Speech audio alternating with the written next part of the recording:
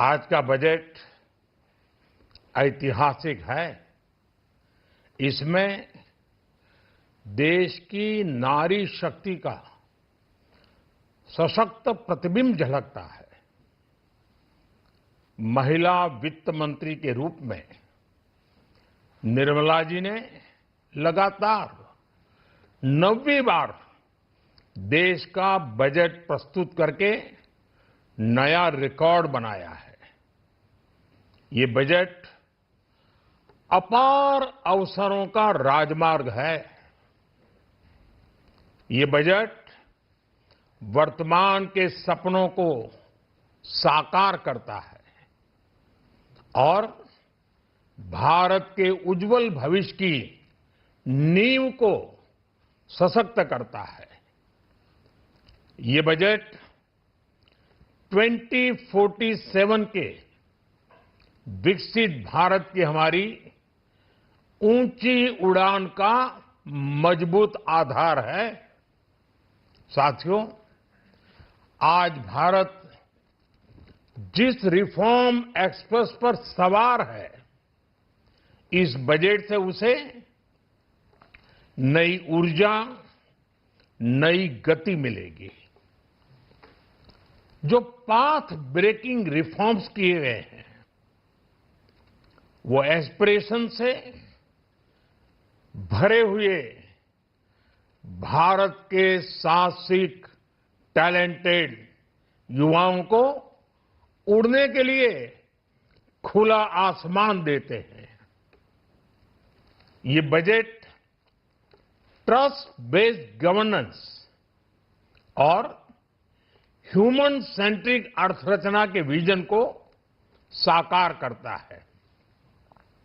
एक ऐसा unique budget है जिसमें फिस्कल डेफिसिट कम करने, इन्फ्लेशन कंट्रोल करने पर फोकस है और इसके साथ ही बजट में हाई कैपेक्स और हाई ग्रोथ का भी समन्वय है।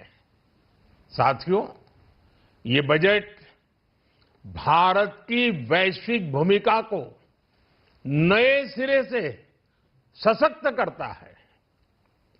भारत के 140 करोड़ नागरिक फास्टेस्ट ग्रोइंग इकोनॉमी बनकर ही संतुष्ट नहीं है।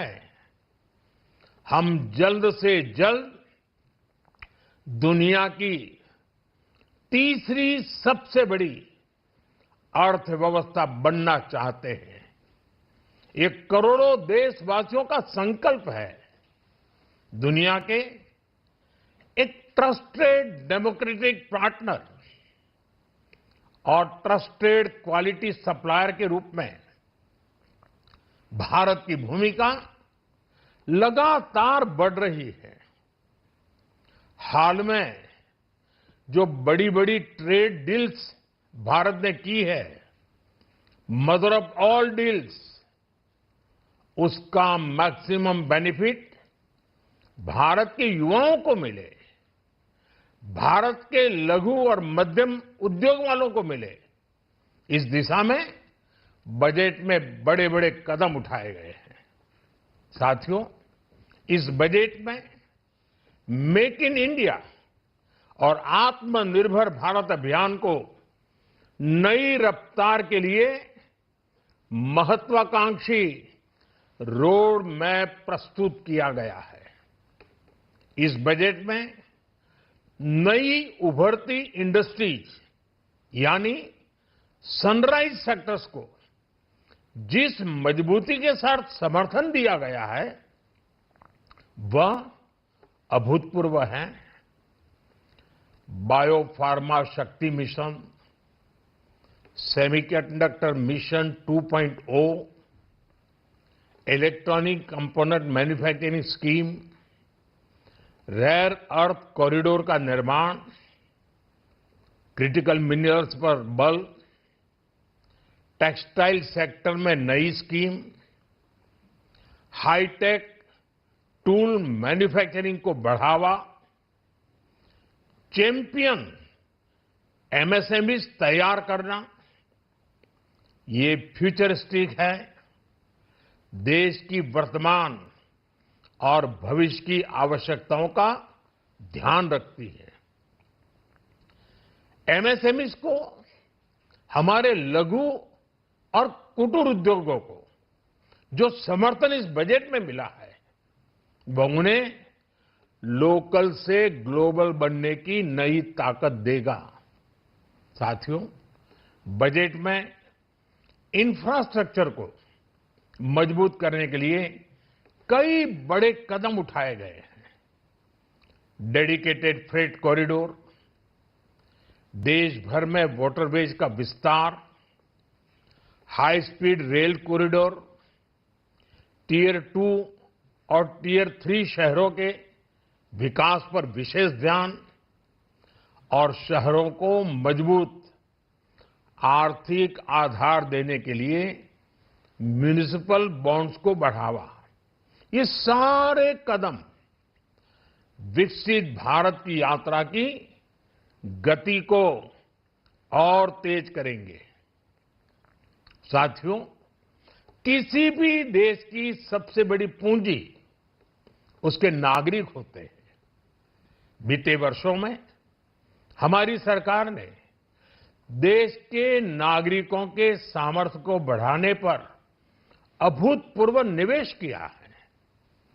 हमारा प्रयास स्किल, स्केल और सस्टेनेबिलिटी को निरंतर बल देने का रहा है।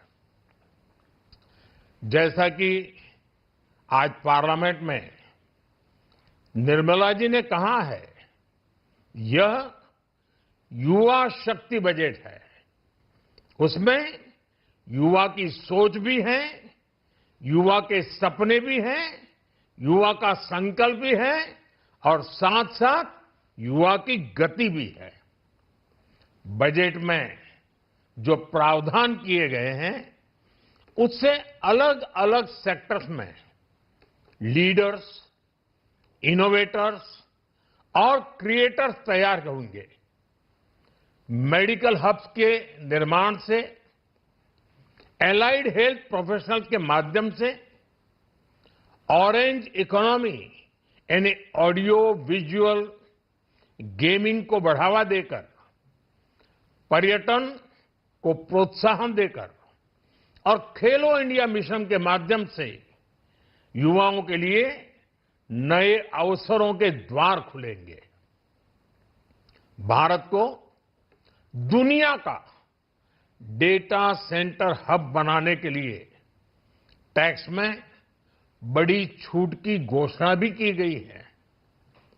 मैं भारत के युवाओं को विशेष तौर पर इस बजट की बहुत बहुत बधाई देता हूं, क्योंकि इससे एम्प्लॉयमेंट जनरेशन को बड़ा बूस्ट मिलेगा। मुझे बहुत खुशी है कि इस बजट में टूरिज्म और विशेषकर नॉर्थ ईस्ट में टूरिज्म को बढ़ावा देने के लिए भी ठोस कदम उठाए गए हैं। भारत के अलग अलग राज्यों को ताकतवर बनाकर संतुलित विकास की नींव भी इस बजट में मजबूत की गई है। साथियों, हमारे देश में 10 करोड़ से ज्यादा महिलाएं सेल्फ हेल्प ग्रुप से जुड़ी हैं और बड़ा सफल अभियान रहा है।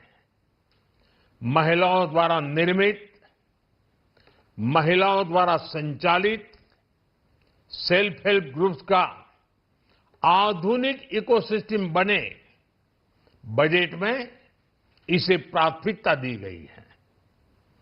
कोशिश यही है कि हर घर लक्ष्मी जी पधारे। हर जिले में छात्राओं के लिए नए हॉस्टल बनाने का अभियान भी शिक्षा को सुलभ बनाएगा। साथियों, भारत की कृषि, डेयरी सेक्टर, फिशरीज, इन्हें हमारी सरकार ने हमेशा सर्वोच्च प्राथमिकता दी है।